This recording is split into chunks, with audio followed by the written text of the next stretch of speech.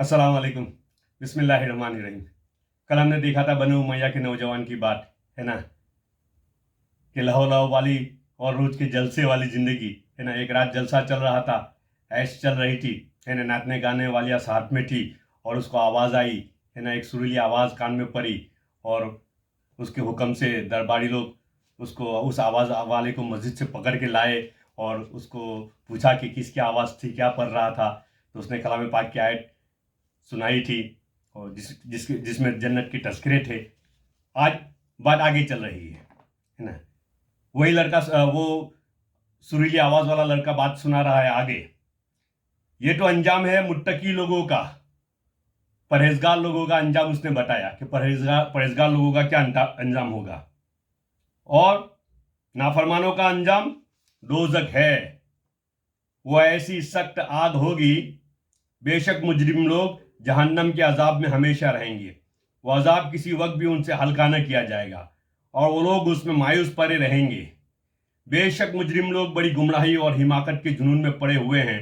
उनको अपनी हिमाकत उस दिन मालूम होगी जिस दिन मुंह के बल घसीट कर जहन्नम में फेंक दिए जाएंगे और उनसे कहा जाएगा कि दोजक को आग लगने का इसमें जलने का मजा चखो। वो लोग आग में और खोलते हुए पानी में और काले धुएं के साए में होंगे।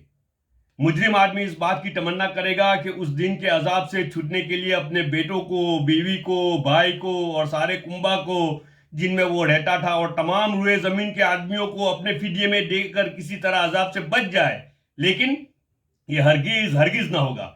वो आग ऐसी शोले वाली है कि बदन की खाल तक उतार देगी और वो आग ऐसे शख्स को खुद बुलावेगी जिसने दुनिया में हक से पीठ फेरी होगी और अल्लाह ताला की इताअत से बेरुखी की होगी और नाहक माल जमा किया होगा और उसको उठाकर हिफाजत से रखा होगा।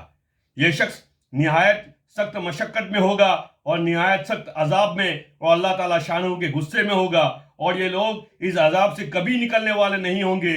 इस कलाम में उस फकीर ने जन्नत और दोज़ख की बहुत सी आयत की तरफ इशारा कर दिया। वो हाशमी रईस फकीर का कलाम सुनकर अपनी जगह से उठा और फकीर से मुआनका किया और खूब चिल्लाकर रोया और अपने सब अहले मजलिस को कह दिया कि तुम सब चले जाओ और फकीर को साथ लेकर सहन में गया और एक बोड़े पर बैठ गया और अपनी जवानी पर नोहा करता रहा, अपने हालत पर रोता रहा और फकीर उसको नसीहत करता रहा यहाँ तक कि सुबह हो गई। उसने अपने सब गुनाहों से अव्वल फकीर के सामने तौबा की और अल्लाह ताला शानों से इसका अहद किया कि आइंदा कभी कोई गुनाह न करेगा। फिर दोबारा दिन में सारे मजमे के सामने तौबा की और मस्जिद का कोना संभाल कर अल्लाह ताला शानों की इबादत में मशगूल हो गया और अपना वो सारा साज व सामान माल व मता सब फरोग करके सदका कर दिया और तमाम नौकरों को मौकूफ कर दिया और जितनी चीजें जुल्म व सितम से ली थी सब अहले हुकूक को वापस की। गुलाम और बांदियों में से बहुत से आज़ाद किए और बहुत से फरोग करके उनकी कीमत सदका कर दी और एक मोटा सा लिबास और जौ की रोटी इख्तियार की। तमाम रात नमाज पढ़ता, दिन को रोजा रखता, हत्ता के बुजुर्ग और नेक लोग उसके पास उसकी जियारत को आने लगे। बाजी पलटी गई आखी, पासा पलट गया। वही आदमी अब वलीउल्लाह बन गया। वही आदमी अब वली अल्लाह बन गया भाई। अब बुजुर्ग लोग उसकी मुलाकात में आ रहे हैं, उससे दुआएं कराने आ रहे हैं।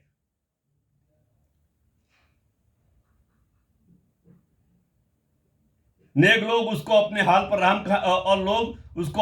पर रहम खाने की और मशक्कत में कमी करने की फरमाइश करते और उसको समझाते कि हक ताला शानहू निहायत करीम है, वो थोड़ी मेहनत पर बहुत ज्यादा अजर फरमाते हैं। मगर वो कहता कि दोस्तों मेरा हाल मुझी को मालूम है, मैंने अपने मौला की रात दिन नाफरमानियां की है, बड़े सख्त सख्त गुनाह किए हैं। ये कहकर वो रोने लगता और खूब रोता। इस हालत में नंगे पांव पैदल हज को गया। एक मोटा कपड़ा बदन पर था, एक प्याला और एक थैला सिर्फ साथ था। इसी हालत में मक्का मुकर्रमा पहुंचा और हज के बाद वहीं क़ियाम कर लिया, वहीं इंतकाल हुआ। रहमतुल्लाहु रहमतन वासी। मक्का के क़याम में रात को हटीम में जाकर खूब रोता और गिराता और कहता कि मेरे मौला, मेरी कितनी खलवतें ऐसी गुजर गई जिनमें मैंने तेरा ख्याल भी न किया, मैंने कितने बड़े बड़े गुनाहों से तेरा मुकाबला किया। मेरे मौला, मेरी नेकी असारी जाती रही कि कुछ भी न कमाया और मेरे गुनाह मेरे साथ रह गए। हलाकत है मेरे लिए उस दिन जिस दिन तुझसे मुलाकात होगी, यानी मरने के बाद। میرے لیے ہلاکت پر ہلاکت ہے، یعنی بہت زیادہ ہلاکت ہے اس دن جس دن میرے اعمال نامے کھولے جائیں گے۔ وہ میری رسوائیوں سے بھرے ہوئے ہوں گے، وہ میرے گناہوں سے پور ہوں گے، بلکہ تیری ناراضگی سے مجھ پر ہلاکت اتر چکی ہے، اور تیرا عتاب مجھ پر ہلاکت ہے، جو تیرے ان احسانوں پر ہوگا جو ہمیشہ تو نے مجھ پر کیے، اور تیری ان نعمتوں پر ہوگا جن کا ہمیشہ میں نے گناہوں سے مقابلہ کیا، اور تو میری ساری حرکتوں کو دیکھ رہا تھا۔ میرے آقا، تیرے سوا میرا کون سا ٹھکانہ ہے جہاں بھاگ کر چلا جاؤں؟ تیرے سوا کون شخص ایسا ہے جس سے التجا کروں؟ تیرے سوا کون ہے جس پر کسی قسم کا بھروسہ کروں؟ میرے آقا، میں اس قابل ہرگز نہیں ہوں کہ تجھ سے جنت کا سوال کروں، البتہ محض تیرے کرم سے، تیری عطا سے، تیرے فضل سے اس کی تمنا کرتا ہوں کہ تو مجھ پر رحم فرما دے اور میرے گناہ معاف فرما دے۔ فَإِنَّكَ أَهْلُ التَّقْوَى وَأَهْلُ الْمَغْفِرَةِ۔ ہاں بھائی، اللہ پاک ہم سب کو بھی اپنی غلط زندگیوں سے صحیح معنی میں توبہ کرنے کی توفیق عطا فرمائے۔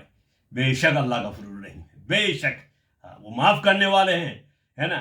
اس کی رحمت اس کے غصے پر غالب ہے، اس کی رحمت اس کے غصے پر غالب ہے۔